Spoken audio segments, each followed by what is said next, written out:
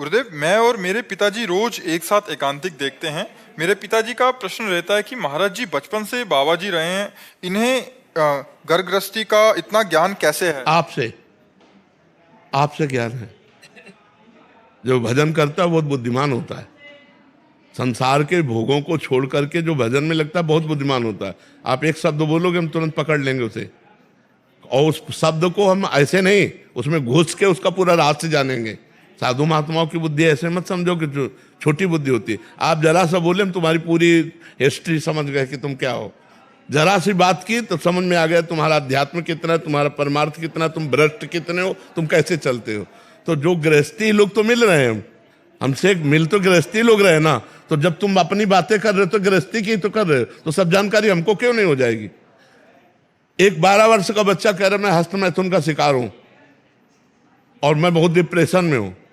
अब हमारे समझ में आ गया ना कि 12 वर्ष का बच्चा भी हस्तमैथुन करके और अपने को डिस्टर्ब कर सकता है। एक 17 वर्ष की बच्ची कहती है मैं अपनी दादी को नशा करा करके रोज नए पुरुषों से भोग करती हूँ, शराब पीती हूँ, सिगरेट पीती हूँ। इसे पता चल गया कि नई बच्चियां व्यसन में जा रही और व्यभिचार में जा रही। तो हर बात का पता आपसे चल रहा है हमें।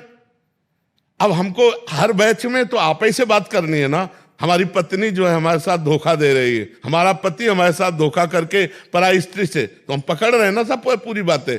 तो अब यही बातें जब हम आपको बोले इनको कैसे पता चला क्योंकि आपसे पता चला।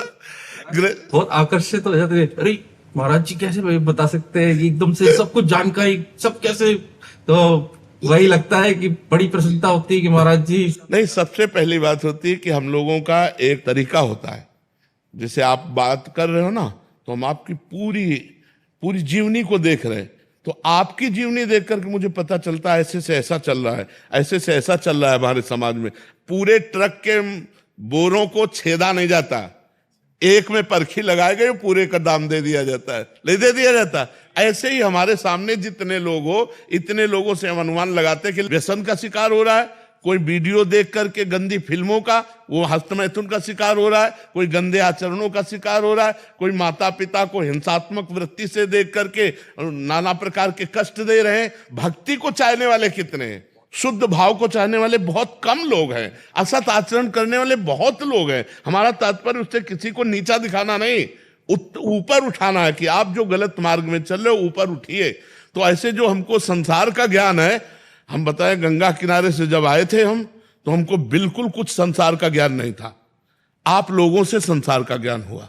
जो हमारा 20-25 वर्ष गंगा किनारे कटा वो एकदम एकांत, ना हमें पता था बॉयफ्रेंड, ना गर्लफ्रेंड, ना संसार, ना मोबाइल कभी रखा, और ना आज भी मोबाइल रखते। हमें संसार का पता आपसे चलता है कि क्या हो रहा है। महाराज जी आज वहां ऐसे से ऐसे घटना घटी, अब हम पूरी घटना को दृश्य रूप में लाते हैं।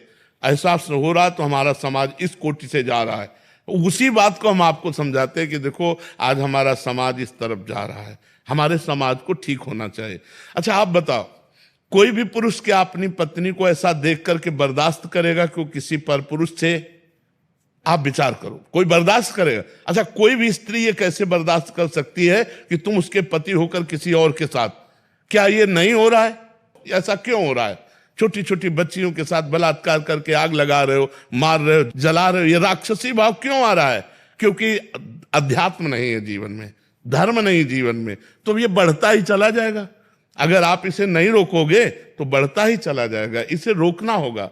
माता पिता अपने बच्चों को समझाएं, टीचर अपने बच्चों को आध्यात्मिक शिक्षा दें, जिससे उनके अंदर ये गलत जो धारणाएं बन रही।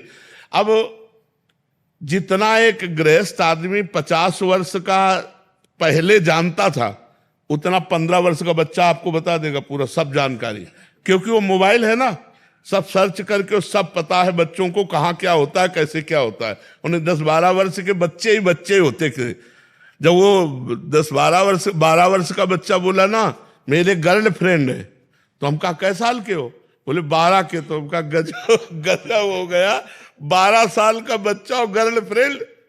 मतलब आश्चर्य की बात है कि नहीं, ये कलयुग का तमाशा है कि नहीं? अरे 12 साल के बच्चे को तो दुनिया से मतलब नहीं होता, खाया पिया खेला कूदा पढ़ा लिखा। तो आज का जो हमारा समाज है वो बुद्धिमान तो बहुत हो रहा है, लेकिन विवेकवान नहीं हो रहा। बुद्धि तो बहुत बड़ी है, लेकिन विवेक का प्रयोग करके हम अधर्म से बचे, ये बहुत कठिन है। तो हमको जो कुछ समाज का ज्ञान हुआ वो आप लोगों से ही ज्ञान हुआ है।